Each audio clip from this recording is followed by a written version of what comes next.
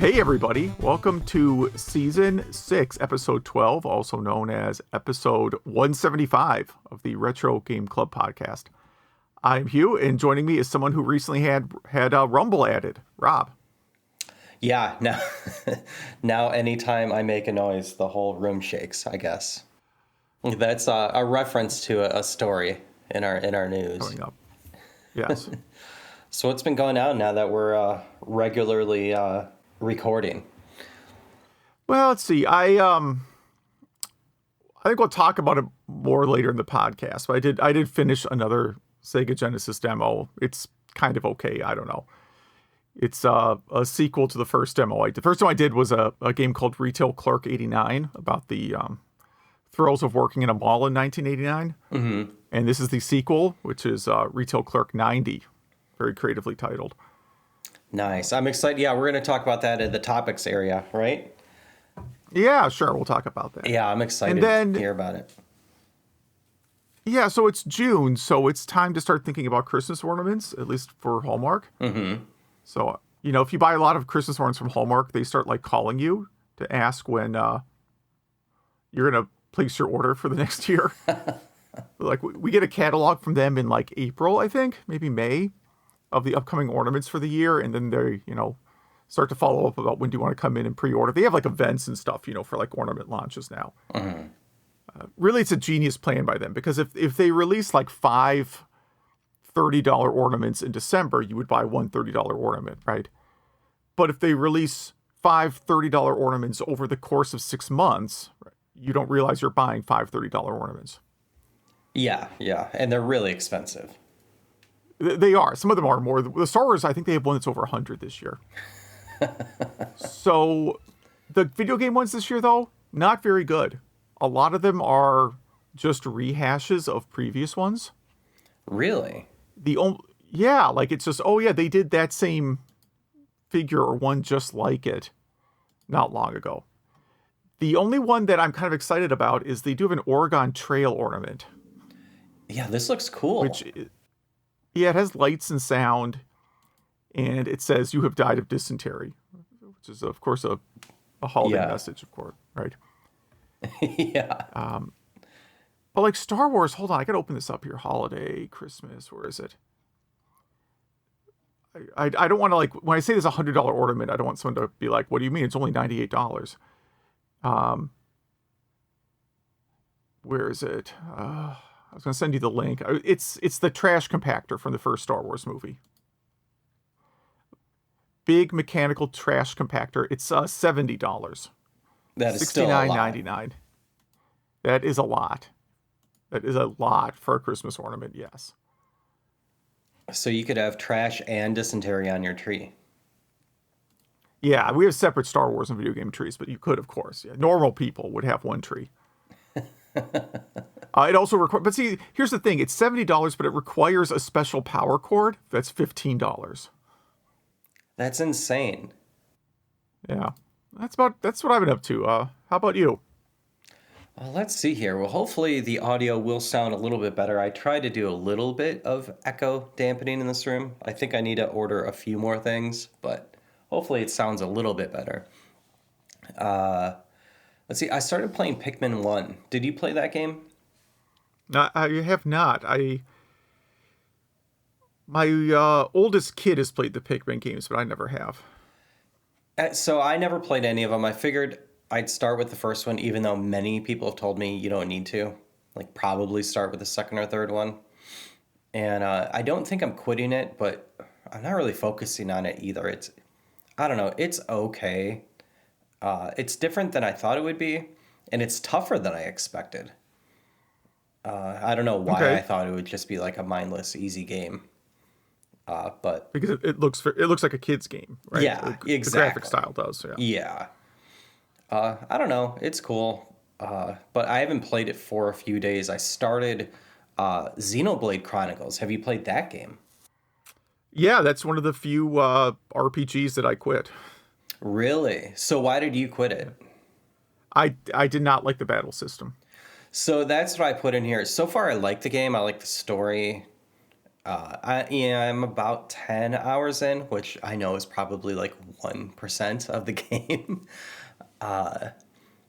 But you probably agree with me that there's probably one or too many combat systems within each battle, right? Yeah, it was like one of the, I don't know, it was the first boss fight, but it was a boss fight.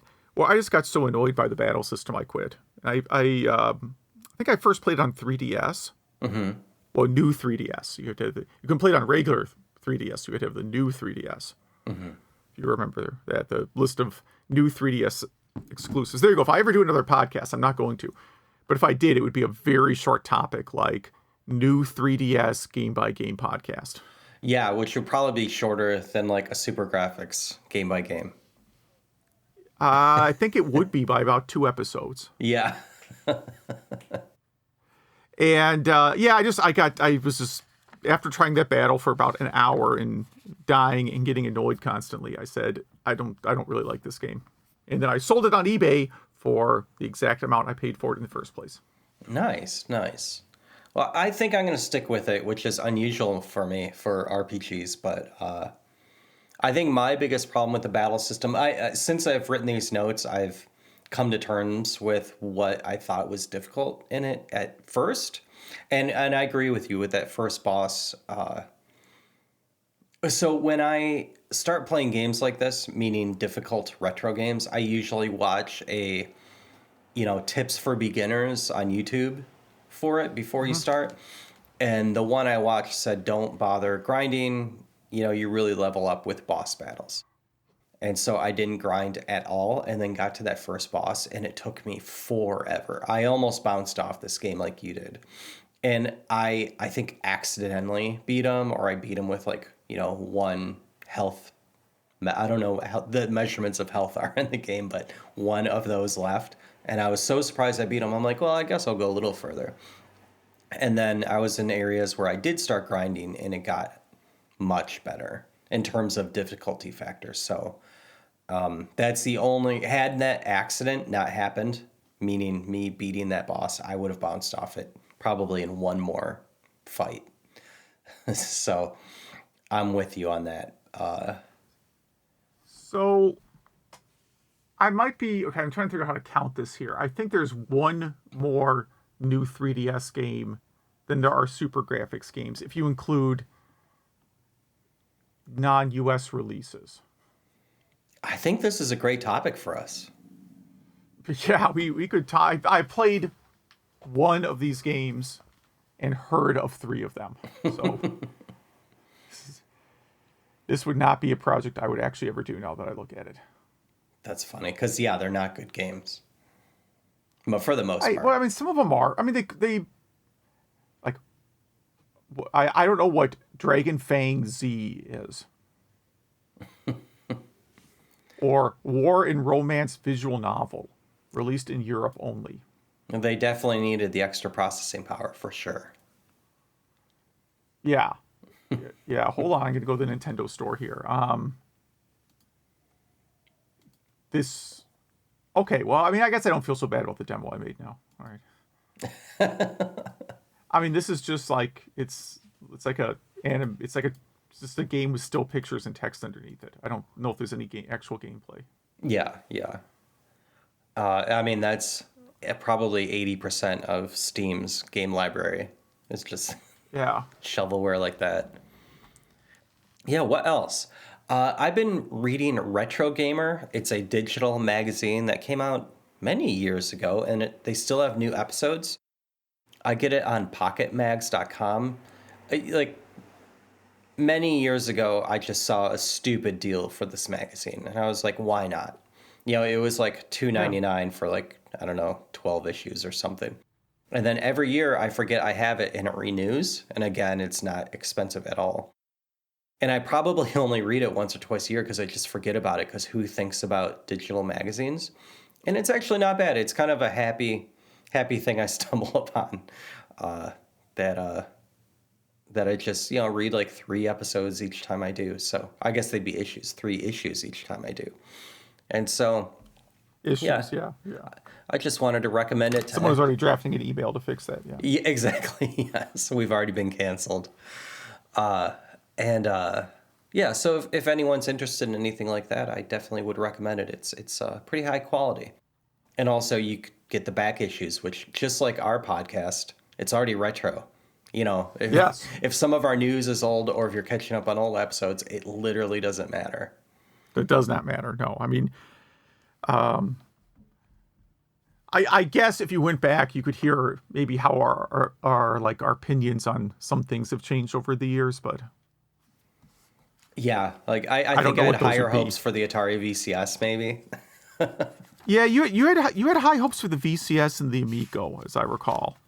Yeah. And the Amico, I didn't have negative thoughts on. I think I had wait and see was my attitude on it back in the day. But maybe if you go back to an old episode, I'll talk about how it's the greatest thing I've ever seen. I don't know.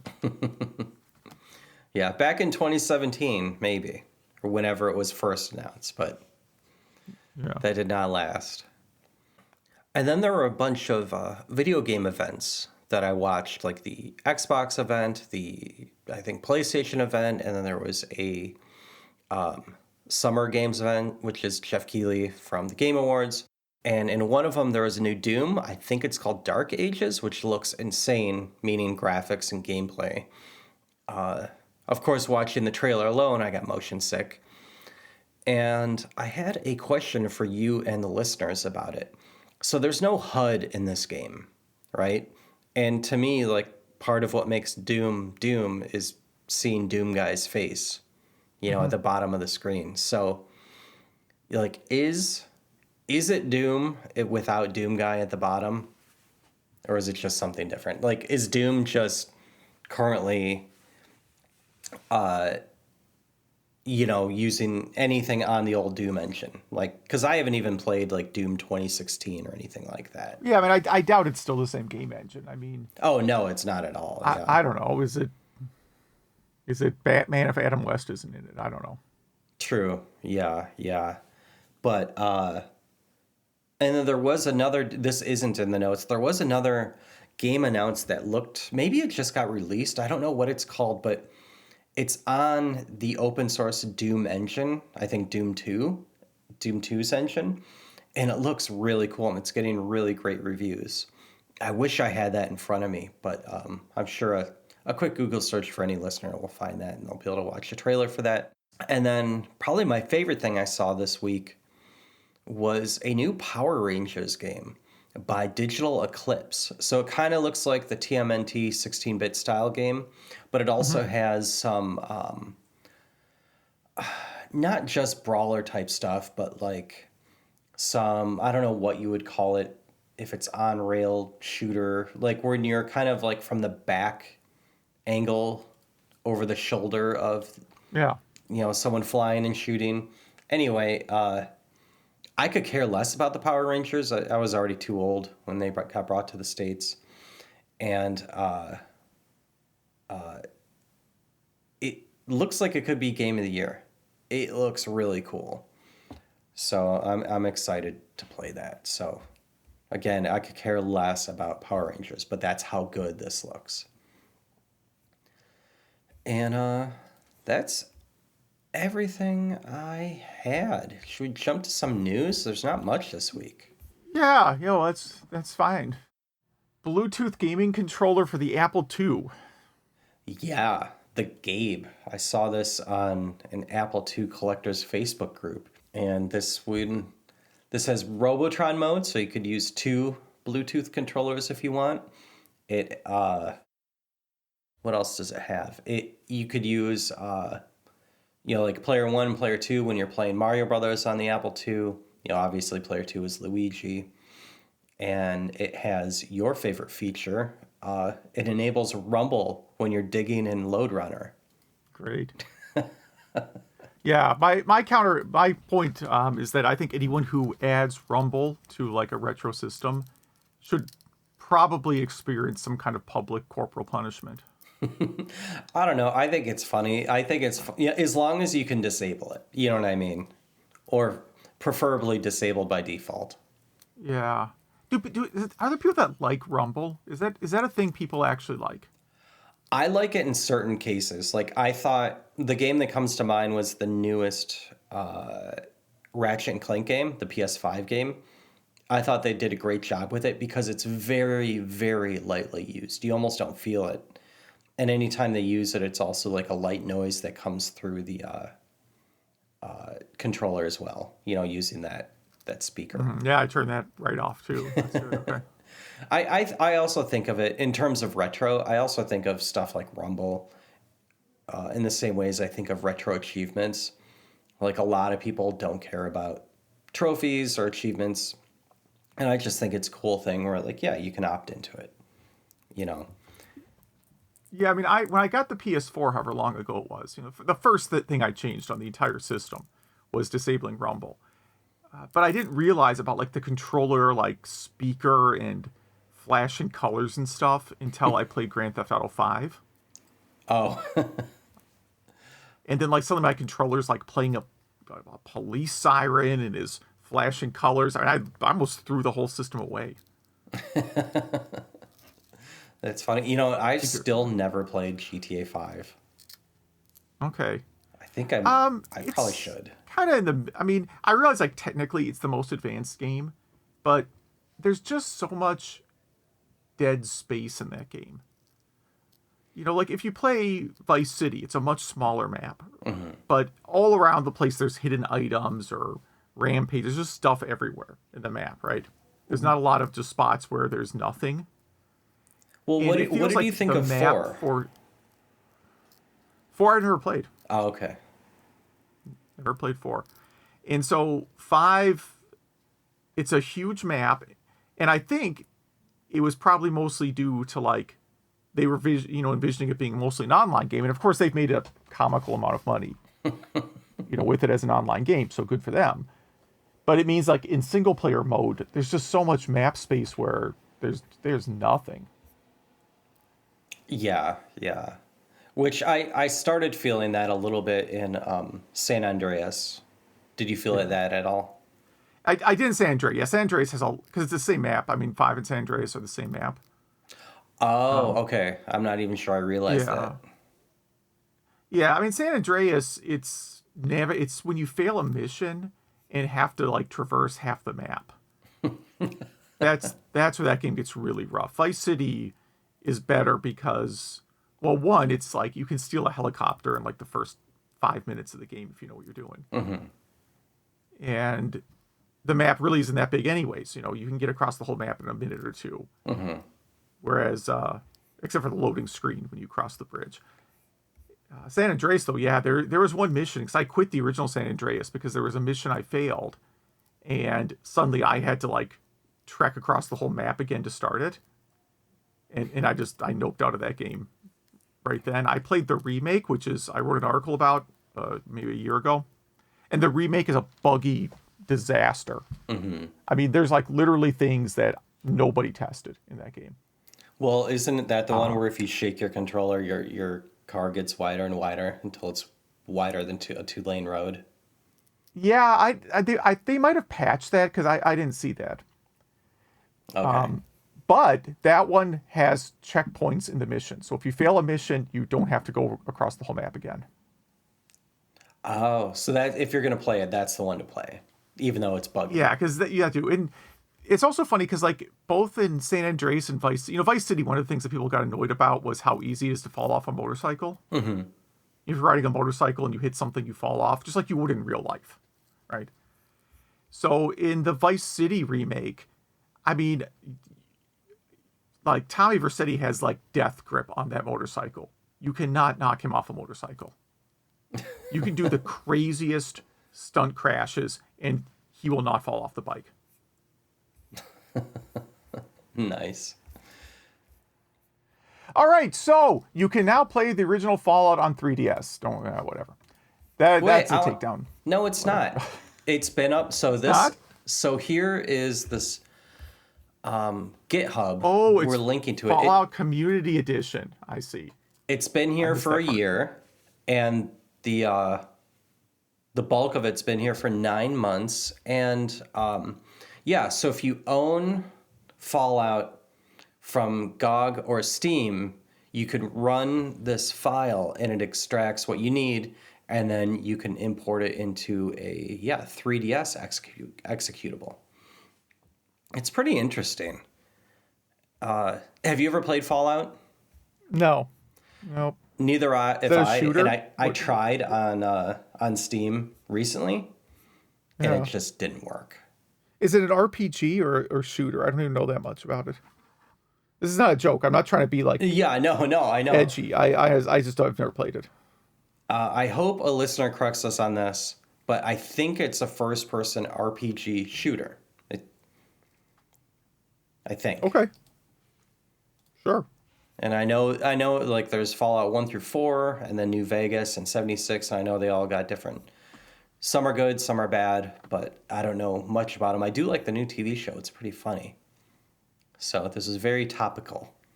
And I think it's probably because of the TV show that this year-old GitHub came up in my feed.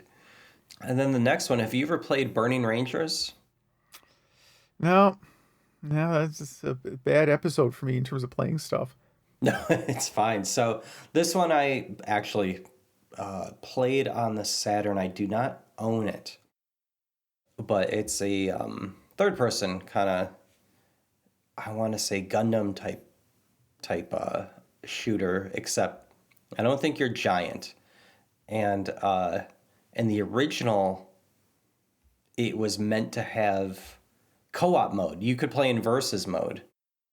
And if you do this little debug code, it's a patch, it enables co-op mode. And I guess the end of this article pretty much says they know why it was dropped last minute. Yeah. It just wasn't fun. But all the code is still in there. Yeah, so it's just a hack to re-enable the code that's already in the game. So for a novice like me, what is a debug code? Like, is it just like an argument from command line? But I know it's not that. But It depends. Okay. Well, I mean, it depends, right? Like this looks like it's if you're building an executable, you can build a debug library that is code that basically references. It's like a library that references where execution points are in the code, so you can like set a breakpoint and stop. That's like a real definition of debug.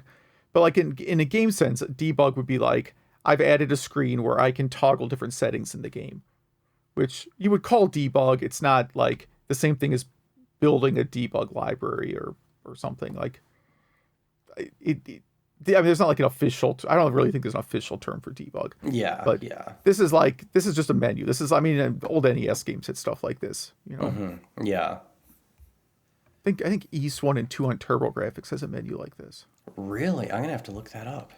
Yeah, it's on TC, the cutting room floor, tcrf.net. I think talks about it. Interesting. Yeah, I'll definitely have to check that out. And I'm sure that's something I knew about, but I just deleted that brain cell. Mario Builder 64. So this is another ROM hack that, it's exactly what it sounds like. You could build Mario 64 levels. It has different themes, for each of the courses. It has all those assets. You can make them really big, a vast selection of music, and it even has user contact, just like in Mario Builder. You could play other people's created content, which that's pretty huge. This video is pretty impressive. I'm the kind of person that likes the development company to build my levels, so I never really played any of the Mario Builder games. How about you? Mario Builder, no. Back in the day, I played a lot of Doom wads that I downloaded. Some of them are really good. Most of them, like 99% of Doom wads I downloaded are like, it's the first level, but now there's a cyber demon in it. So it's someone's first Doom mod they created. Yeah, and there's just hundreds of games like that. Yeah, and a lot of people made their own house or whatever, their own neighborhood. What else? Oh, there's one more here. What is this? This is From Time Extension, an insanely rare Sonic arcade game crops up on Japanese resale sites. So, like I just said, it's a rare arcade cabinet, but it's just the parts. So it's just the PC board and the trackball of a Sonic game. Yeah, it looks like maybe the art in a manual also, like cabinet art in the manual. Yeah, $3,000 for that does not seem too expensive if it's that rare. Yeah, it was listed at 3,000 USD. I don't know if there's is this site like eBay? Oh, hold on. Mercari is a really popular site. I've used them before. It's kind of like eBay. Yeah, except now that listing says, according to Google Translate, the corresponding product has been deleted. Yeah, it probably just got so much attention that they deleted it. I don't think... Or they just... Yeah, you're right. They could have Or it's bought a it scam. off market. Yeah, or it's a scam. Or it's fake. In the show notes, I added the link to a page that describes how to get the Ys 1 and 2 debug menu. Perfect. Which lets you warp to anywhere in the game, add experience points, add gold, disable collision detection. That's cool. Stuff like that. Should we jump to the topic? Yeah. I mean, if you want to talk about this. So yeah, this is I don't really know what to say. This was a project that took me way longer to finish than I planned to, but I wasn't working on it the entire time. Mm-hmm. So, I made this demo. This first demo I made was back in 2019, much simpler days of 2019. And I thought that was a good time. I'm going to make a game set in 1989. I'm going to put it out in 2019. That's what, 30 years later? It's 20, wait, no, wait. 20, 30, yeah, 30. Yeah, that sounds right. Maybe it's 40. I don't know. Wait, 30. Yes, 30.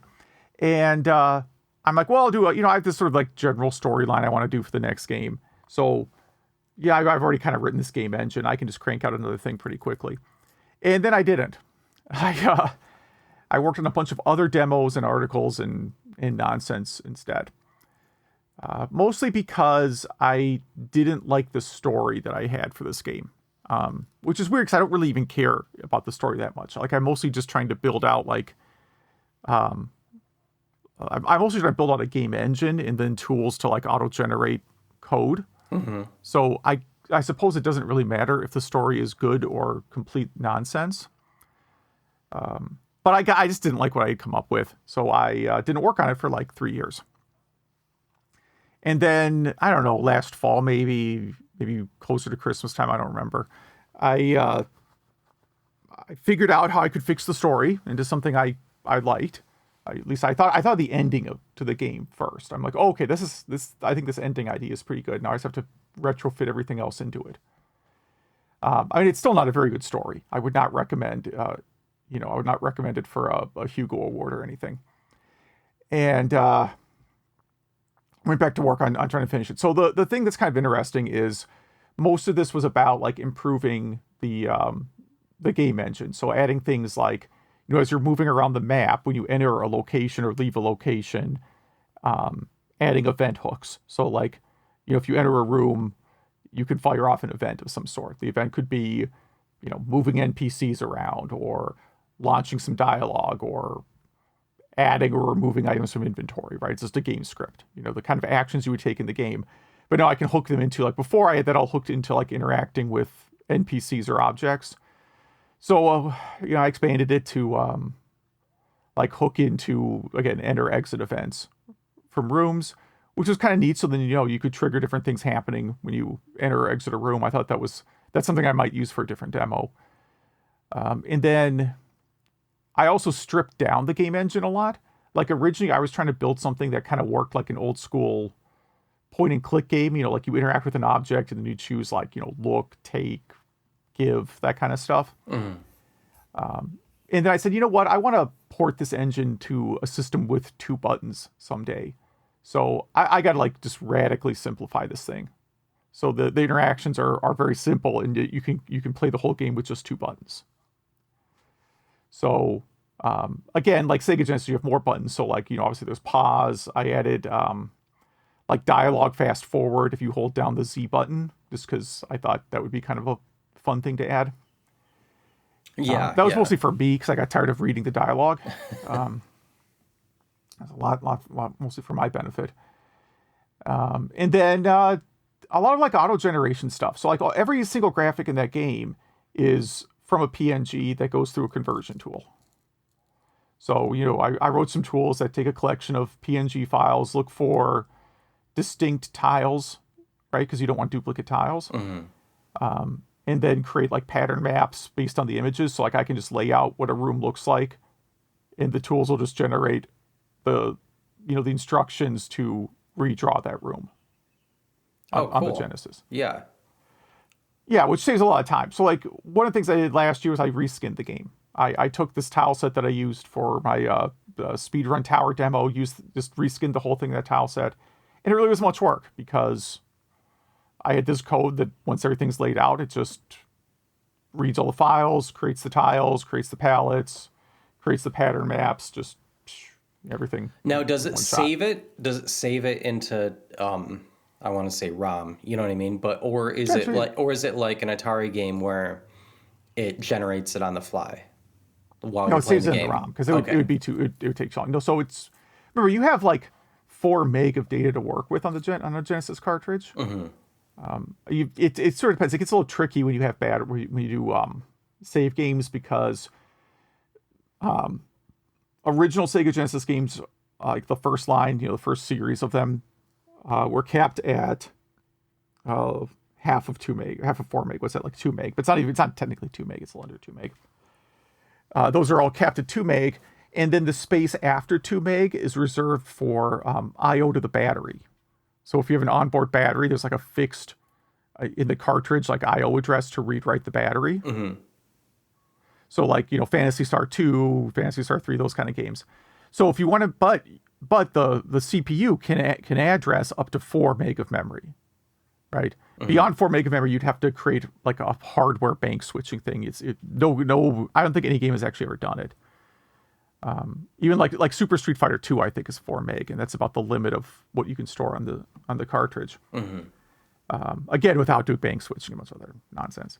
So if you want to have a battery and 4 meg of game, you have to, when you build the ROM, you have to make sure it's laid out correctly, that there's that gap for the battery access.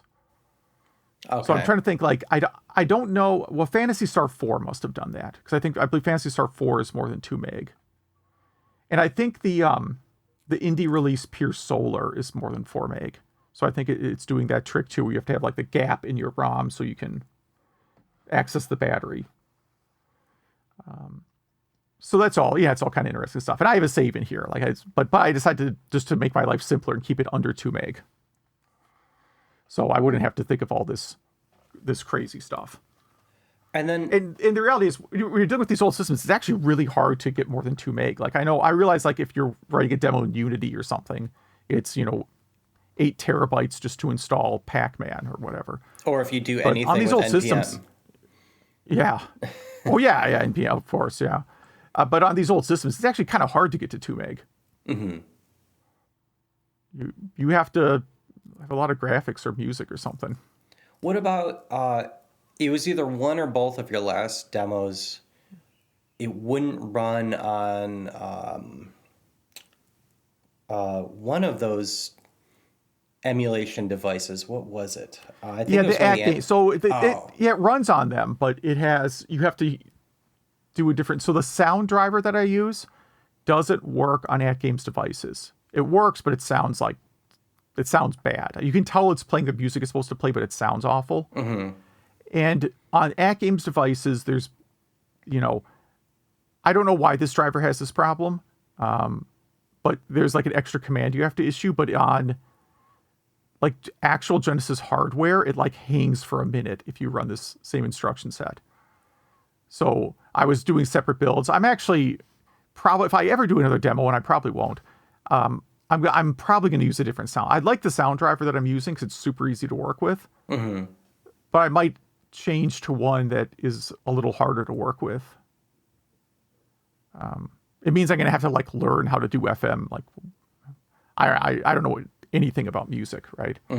Yeah. So I might actually have to learn a little tiny bit to use a different driver. The one I use now, I don't have to know anything. So that's pretty handy. I would say in general, don't use the AtGames devices because they're not very good. Yeah. I think anyone listening to this podcast knows that. Yeah. Yeah, and I thought about doing like some work on the AtGames support again, but then I'm like, well, at this point, anyone who plays Genesis games is not using one of those little emulation boxes, right? They've got a Mister or a Raspberry Pi or a flash drive. Like, people who really are like, oh man, I want to try Sega Genesis homebrew games are probably not using the thing you get at Dollar General.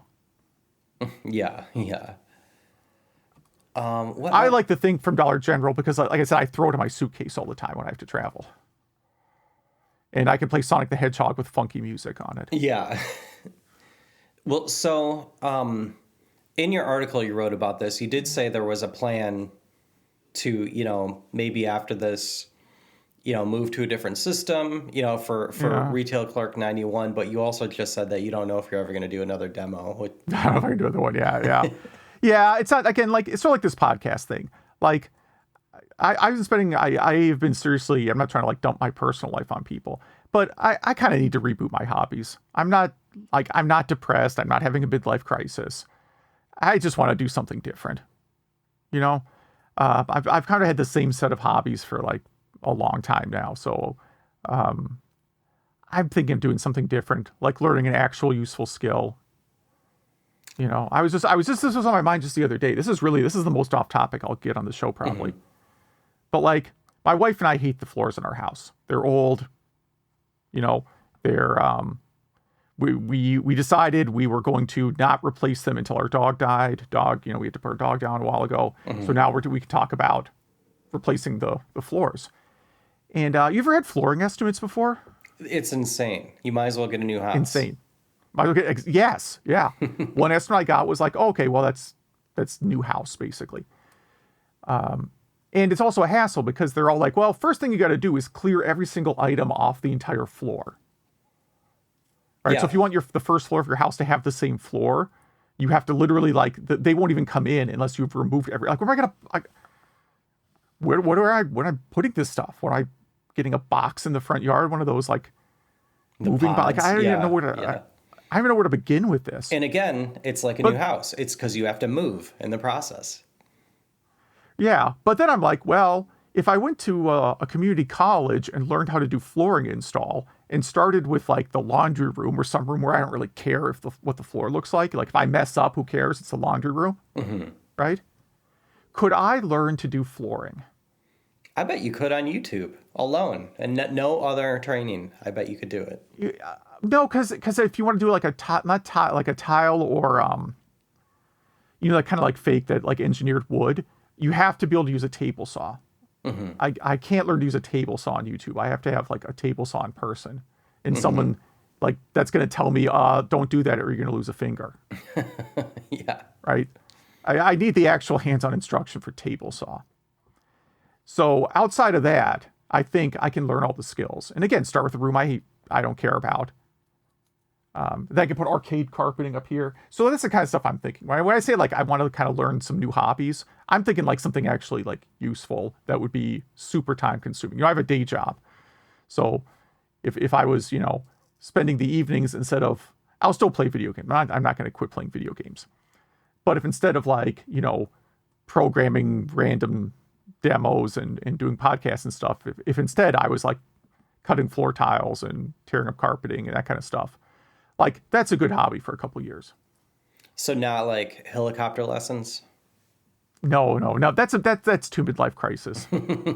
Yes. I'm not doing anything that's like midlife crisis. I'm just like, I could pay a guy $100,000 to put floors in, or I could do it myself for however many dollars per square foot plus my own time.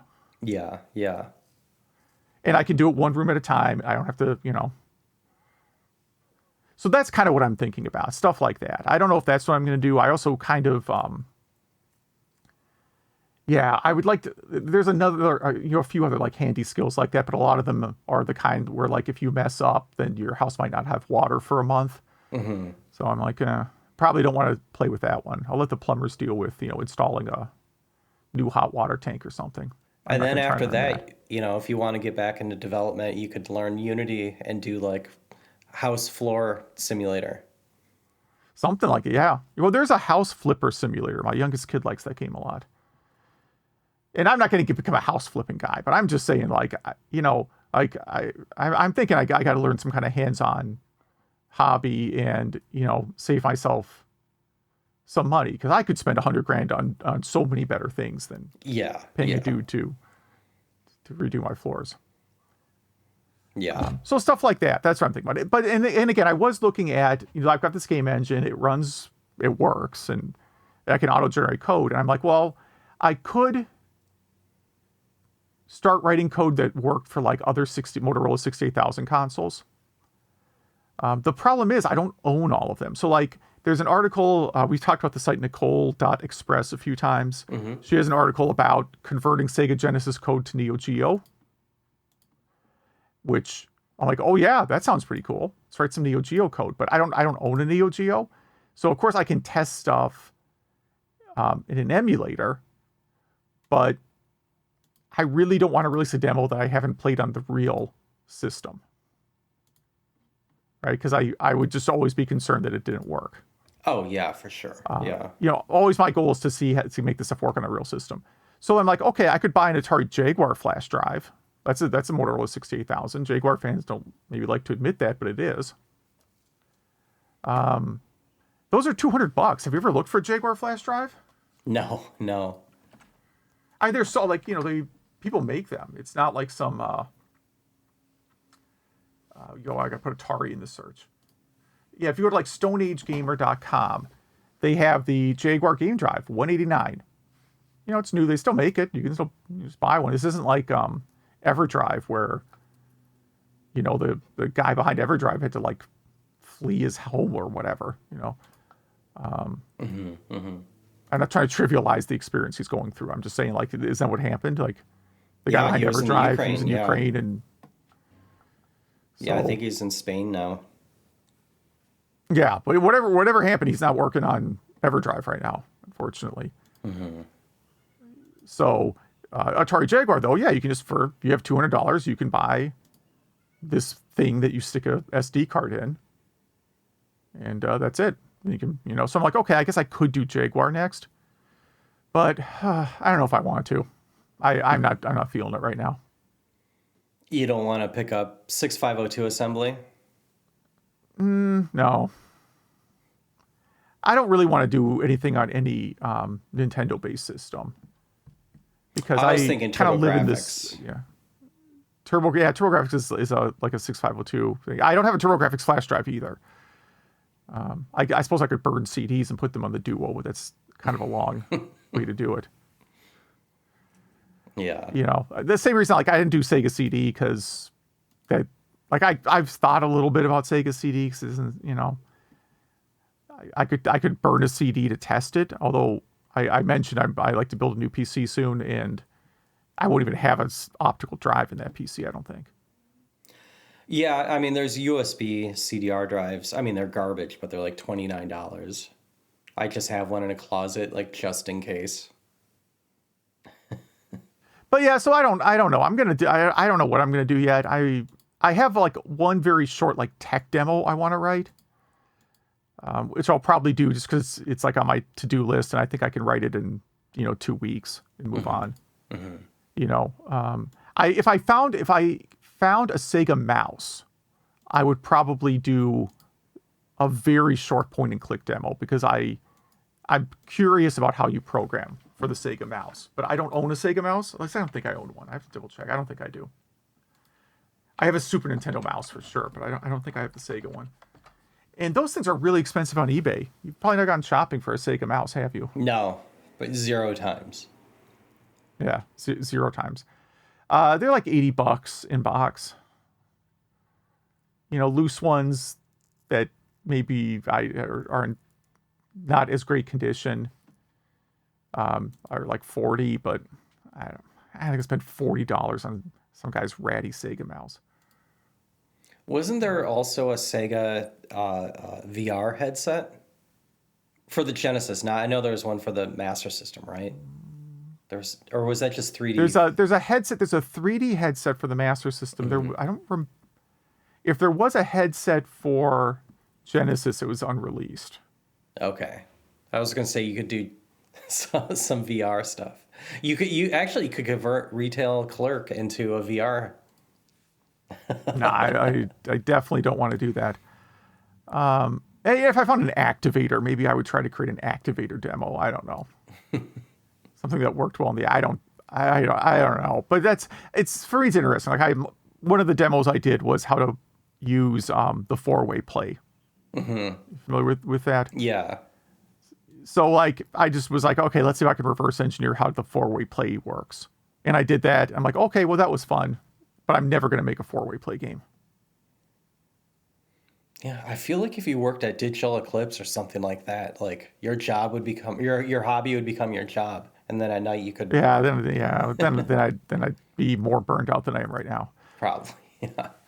Well, so Retail Clerk 90's done. People could download it, right? Yeah, you can download. It's free. It's totally free. It's we'll link to it. It's on my site. I haven't posted it anywhere else yet. Mm-hmm. Like some other games I posted on romhacking.net, but I can't figure out how to submit homebrew games to romhacking.net anymore. They changed their form, and now I can't figure it out. Oh, weird. Yeah, it's probably on me. Okay. I'm sure I'm the one doing something wrong. Any closing thoughts on it? No, not really. I mean, like I said, I may do another demo someday, probably not soon, but if I do anything, like I said, if I do anything else, it's gonna be like kind of targeted technical things, like how do you do this one specific thing, right? Mm-hmm. How do you how to do X kind of stuff, not another big demo, I don't think. And I might play around with there's a couple other open source sound drivers out there, so I'm a little bit curious how easy or hard they are to work with. I thought a little bit about writing my own sound driver, but you have to like understand like how FM sequencing works and stuff. And I don't even know what FM sequencing is. yeah, that sounds like you might be able to figure that out. You have some music background. I have no clue what that even means. To be FM's radio thing, I didn't realize it had a different meaning. Well, it's same principle, but should we jump to Game Club? Yeah, let's do that. All right. Well, I did Kung Fu Master since it turns 40 this year. And it is, if anyone hasn't played it, it's a side-scrolling, right to left. I wouldn't say, not so much beat 'em up, kinda, I guess. But you are Thomas, the Kung Fu Master who needs to save Sylvia from Mr. X. And I don't think any video game ever needs any more story than that, right? This is I&amp's game right before they did Load Runner, which we also just played. Yeah, you could kick, you could punch, you could jump. You are going up, 5 or 6 levels? So literally levels in a floor. So the level in a game is the level in a floor. And there's a boss at the end of each level. And there's guys that try to punch you, kick you, throw knives at you. There's little guys that try to get you low, so you have to do your lower kick to them. And those guys freak me out, by the way. Me too. Oh yeah, I think I've had nightmares about them. Yeah. And I have played this game a lot, many ports. I've seen it often in the arcade throughout my most of my life, and I still don't know if I like this game. I definitely don't not like it, but I'm just kind of indifferent to it. I don't think it's bad. I own the NES and the Apple II one as well. I can't remember if the Apple II one was a copy though. And the NES game was a black box game. So it was pretty much a launch game, and I think that is my favorite port. So if you let the guys who are punching you and stuff like that catch up to you and actually touch you, they grab onto you. And you kind of have to punch them off of you. And I do think that is far more annoying than actually getting hit by a knife or punched or whatever. I put in my notes that the 7800 port is shockingly bad, but the 2600 port is debatably more fun than almost all the other games. The Apple II port isn't bad. The Game Boy port looks amazing. It has life refills, which I don't think you have in the other versions of this game. You do a sweet backflip every once in a while, which isn't in any of the other games, but it just plays horribly, and I didn't even make it past the first boss. In the other versions, I can usually make it up to level 3, I want to say. And I think I beat this when I was young on the NES, but I can't say for certain. Kung Fu Kid on the Master System is an obvious ripoff of it. I mean, there's only so many ways you could make an 8-bit Kung Fu game, right? And what else do I have in my notes here? I know it's totally different, but I like YR Kung Fu a little bit better, actually a lot better. But I know I like that game more than almost every other human being ever. I don't think that's a very popular game. And I noticed some speedrunners kill the bosses with one jump kick, and I saw that this morning. I didn't watch videos until this morning. I played the games over the past 2 weeks, and so I have to go back and sort out how they did that. And then I just had a note here that Takashi Nishiyama, the designer of the game, he started at I&amp and then went from Capcom to SNK. He also helped develop the original Street Fighter, Fatal Fury, King of Fighters, and he also directed one of my favorite games of all time, Legendary Wings. And in 2018, he did Soul Calibur. So, who knows? Maybe he's working on a game that takes a long time, or he just recently retired. But that is a long career. What are your thoughts? I had a lot of notes on this one. Yeah. So I tried a couple different versions, because it's a pretty short game to fire up. I tried the 2600 port, which I kind of forgot existed. It's pretty good, I'd say. Better than I expected it to be. Obviously, it came out way too late in the life cycle to matter. If this was like a 1983 game, it would be definitely one of the hottest games of '83. Oh yeah, on the Atari 2600, but just way too late, unfortunately for it. I think it says 1987 it was actually released, so 2600 is a dead system by then. That's crazy. Everyone's playing Nintendo at that point. Yeah, that's too bad. The Nintendo version, I always felt like it was created to sell auto-fire controllers. Yes.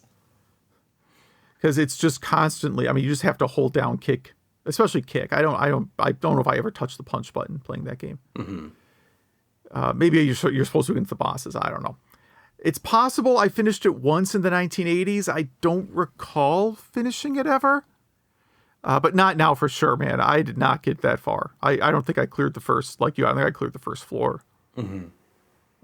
I was just garbage at this game now, so that's too bad. It looks really nice. I think the graphics on the NES version still look really good. Oh, absolutely, yeah. Especially for being a launch system game. Yeah. Yeah, very good looking game. I think it's great. You mentioned that the Master System knockoff is really bad. I think the worst knockoff is China Warrior on the TurboGrafx. I feel like that is the worst game in this genre. Maybe there's something on 3DO I forgot about. It's probably the best looking one, but it's not actually a game. It's right? Like there's I don't think it is better looking than the NES version. It has more graphics than the NES version, but it's not necessarily better looking. That's fair. That's definitely fair. So, what are your thoughts on this game? Is it like me where you're indifferent? Do you like it? Do you not like it? Yeah, kind of. It was kind of a cool game when it was new. You mentioned Vigilante in your notes. Like, if I want to play a game in this style, I'd rather play something like Streets of Rage where you have more range of motion, where it's not just walking in a straight line, kicking dudes in the face. Yeah, exactly. Yeah. And when they grab you, it's like, I want to rage quit the game. What are they doing? It's like they're kind of grabbing you by the shoulder. Like, it's really strange. Losing so much life from that. It's like if that happened in real life, very awkward. Want to move on to your game? Yeah, so what did I do? I did the original Donkey Kong, which somehow we've gone all this time without ever featuring it. So maybe because it's too obvious, I don't know. So this is another one that I tried a bunch of different ports, not all of them, but I tried a few. So 2600, I just wrote down that I thought that was a very noble effort. I really haven't played that version very much before. Like I could never pull off a conversion like this. This is way too advanced, I think. It's kind of fun. The girder level, I'm not maybe not calling the levels the right thing. I thought it was very easy on the 2600 compared to other versions. The fireballs just kind of move left and right. There's not really a lot of, they're not chasing you like in the other ones. And then someone added a homebrew demo of the elevator level, which is also very, very good, but also I put super difficult. So that one was fun. The 700 version, kind of surprised that it exists. I realized it was probably licensed before, had to be licensed before Nintendo was launching their own system in the US. I think it's a good version too, although it's a little bit tough. I tend to die pretty easily on that one. NES, which I did play quite a bit. So that's the one I mostly played, which is, I think, the best version, outside of playing it on the original cabinet. This wasn't planned, but Nintendo, they have the thing on the Switch where you can earn profile icons if you play a game. And this month, it happened to be Donkey Kong on NES. You can earn Donkey Kong profile icons by playing Donkey Kong on the Switch Online service. Okay. Not planned by me or Nintendo. This was not a collaboration. It just happened that way. So that's why I mostly played on that. I did abuse the rewind feature a little bit, just a little bit. Just to see how far I could get in the game. I like that version a lot. I think it's really, really good.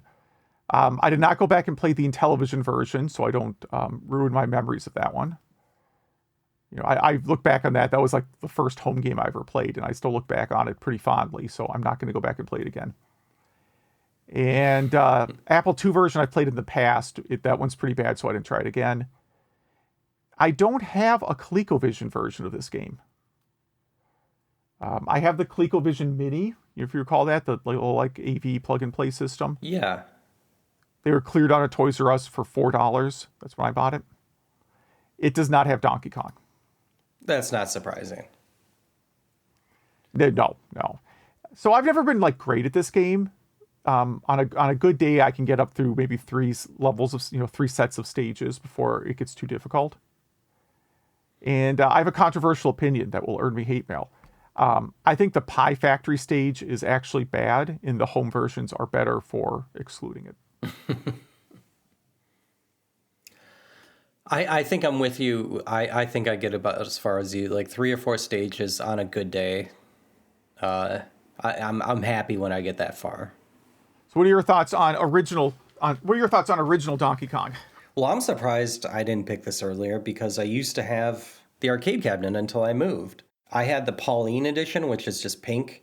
You could get a ROM hack for the Pauline edition where you play as as Pauline, and you're saving Mario. And it's kind of fun. The guy made it for his daughter, I want to say 2012, something like that. And I enjoyed playing it. I had a really nice cabinet, and it was fun to, play with the original controls. It's funny, yeah, this is our last Donkey Kong game because we've done 94, we've done Junior, we've done 3. I guess we moved at some point. Yeah. Does it seem like Mario Land kind of lifted the gravity math from this game? Yeah, kind of, yeah. Well, I don't know, maybe Mario Brothers, because you don't really fall that far in the original Mario Brothers, so it's hard to tell. Some of my earliest arcade memories, and the reason why I got into gaming was because of Donkey Kong. I really liked it, even though I was horrible at it as a young kid, seeing this at restaurants and arcades and stuff. So I'd really say Donkey Kong, Star Wars, Galaga, and Burger Time are probably, my earliest video game memories.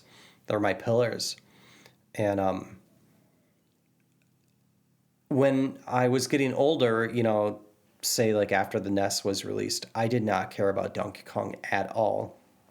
Probably until I don't know, the 64-bit era, because again, that was when Donkey Kong became retro, so things never really changed. But there was a long time where I just didn't care, especially like if I was a kid with a Nintendo, the last game I would want is Donkey Kong. You know what I Yeah. mean? It just seemed old.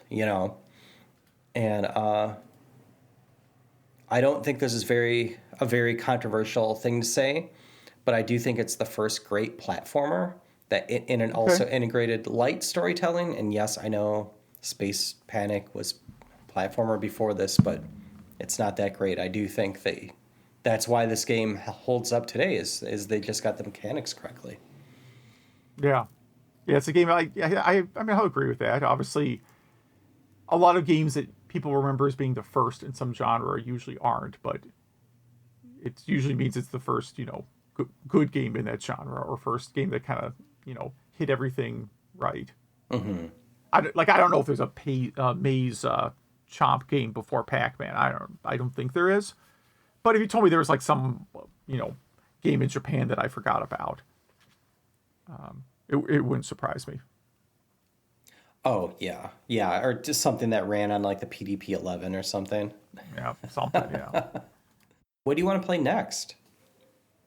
So I was going off my game bucket list for the show, and should have picked this one when you were moving to Australia because it would have given me more time. But I put down Ys IV, which would be Super Nintendo or TurboGrafx 16 or PC Engine CD or Super Famicom. Originally, both have English translations that are easy to patch. Mm-hmm. Or if you want to play the Vita PS4 remake, that's fine. And again, I wouldn't expect anyone to actually finish Ys IV in 2 weeks. But watch a speed run, try the first hour of the game. I don't really care. Nice, yeah. I've not played the Super Nintendo version yet. Super Nintendo version is the only version of this game I haven't played yet. So I have to see if I can set up a way to play that easily right now. Yeah, fantastic game. And I'm going to do Robotron. Okay. So that is a hard one. I was going to say, I'm trying to figure out what I'm going to play that on. Yeah, I'm not going to be using an Apple II GABE Bluetooth joystick adapter for it. I will not be doing that. Yeah. And there are a lot of ports, but it's just not the same without... I mean, I know 7800, there's like a gizmo you can buy to have two controllers hooked up at the same time. Mm-hmm. That's going to be we'll have to figure out how to play. Is there a Links version of this game? I think there is. Maybe I'll try that. Really? Wow. I'm pretty sure there is, yeah. Well, if anyone plays any of these games or anything we talked about, please email us. email@retrogameclub.net. That is email@retrogameclub.net. We have our link tree in the notes. Zach takes care of all of our socials and most of our emails and our Discord server, which I've been on a lot more since I got a new phone number. It's actually been a much better way to communicate with people in the States. And again, that's email@retrogameclub.net. And I could take the first couple here. Okay. Jordan writes in. He said he liked my take on Daxter. It's definitely a product of his time. He'd love a new Jack and Daxter entry. And 2 and 3 have some pretty powerful storytelling. I'll have to check those out for sure. And he does wonder if you finished Final Fantasy Rebirth. Which yes, I did. You did. I did actually. Yes, I started it up again, and I was very, very close to the ending. So, at the very end of the game, the map does kind of open up, like you can actually explore the whole map again. Mm-hmm. But I didn't do any of that. I just made a beeline for the last dungeon, which isn't too long. I mean, it's not short, but it's not like an epically long final dungeon. It has a couple boss battles. The actual last boss fight, you kind of like when you get to the last boss, you kind of gotta like turn the system off for the night and wait till you have like a solid 2 hours to fight the last boss. Because it's one of these like, I don't want to spoil it, but it's just it has many phases. It's the last boss fight, many phases. Are you glad you stuck with it? No, not really. Are you gonna play the next one? No, there's no chance I'm playing the next Final Fantasy VII Remake. 0.0% chance. There would have to be an article explaining how they made it like better. You know, how they got rid of all the. I'm trying to watch my language here because there's so many things I'd like to say about it.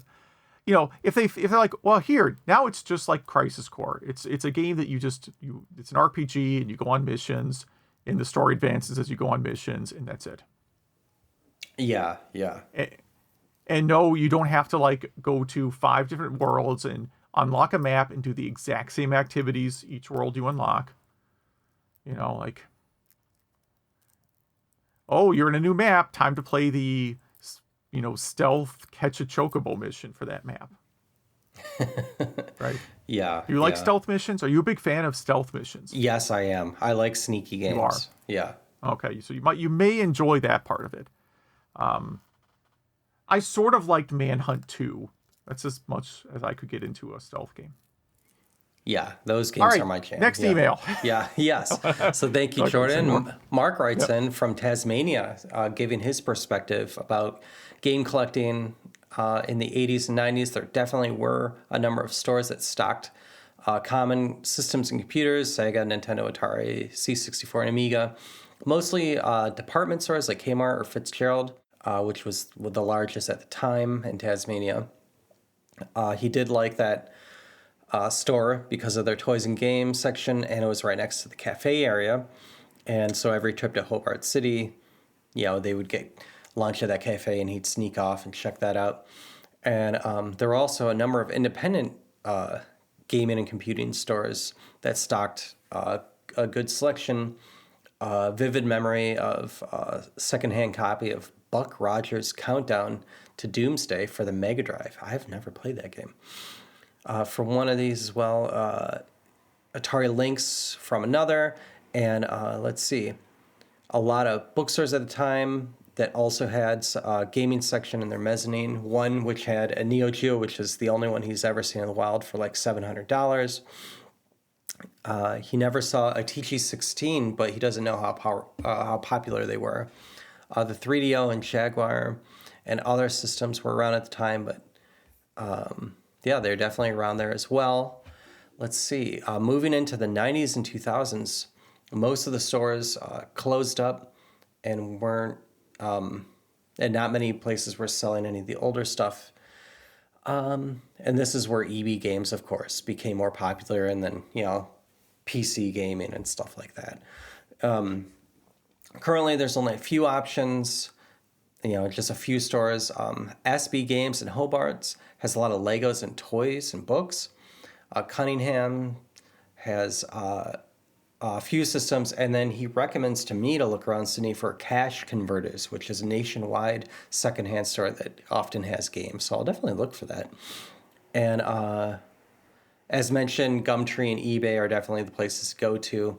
He did want to mention that the BBC Micro was the computer of choice for the education departments in the 80s and 90s. And he said, hear Hugh hanging up the microphone. Yeah, definitely. Thank you, Mark, for that perspective. And also, Mark and I have traded a few emails because being here, I've been having hard time finding games. So he gave me some tips. So, Mark, thanks again for that email thank communication. Yes, thank you. And look forward to my future series about living with only 4 fingers on each hand after I try this flooring idea. No, I will. Yeah, no, I appreciate it. But yeah. I have to try something else. I don't know what yet. Majors writes in about year 2000 bad cars. Did we talk about bad cars in the year 2000? I forgot that we talked about that. I can't remember. But he brought up the late 90s Ford Taurus. I would argue there's never been a good Ford Taurus. So I owned a Ford Taurus, by the way, at one point when I was in college. College.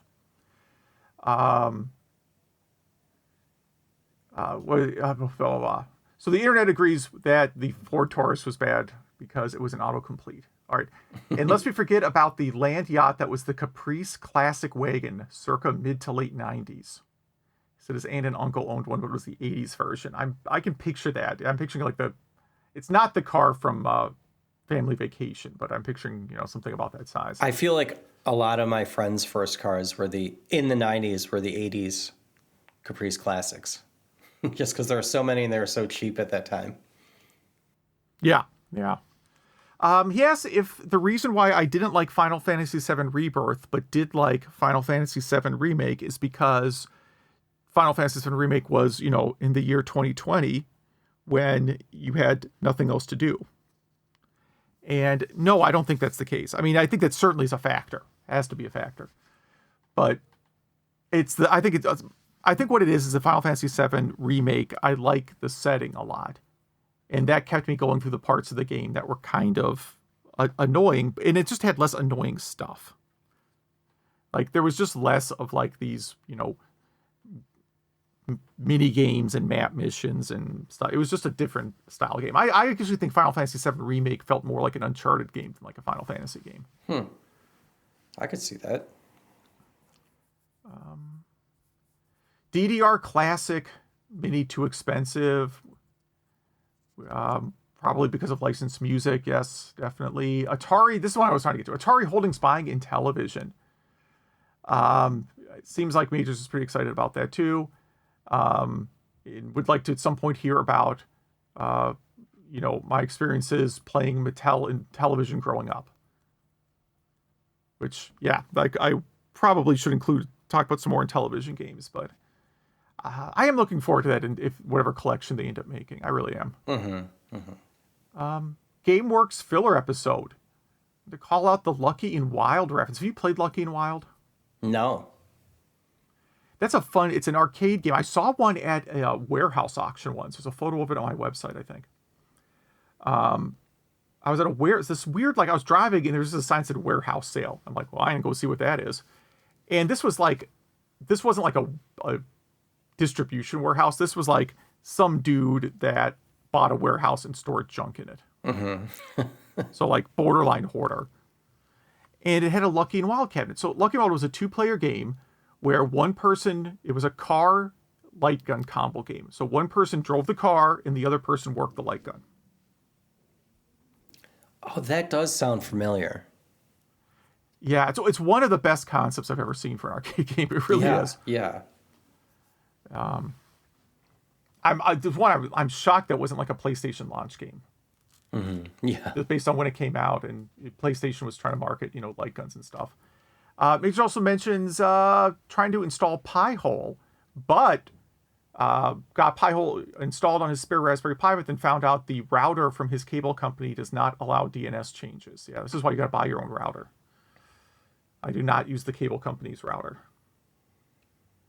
Yeah, it's garbage they do that. I mean, that's straight up spying, right?